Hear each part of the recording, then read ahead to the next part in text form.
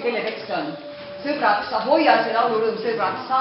Ei, siin on eeluteel.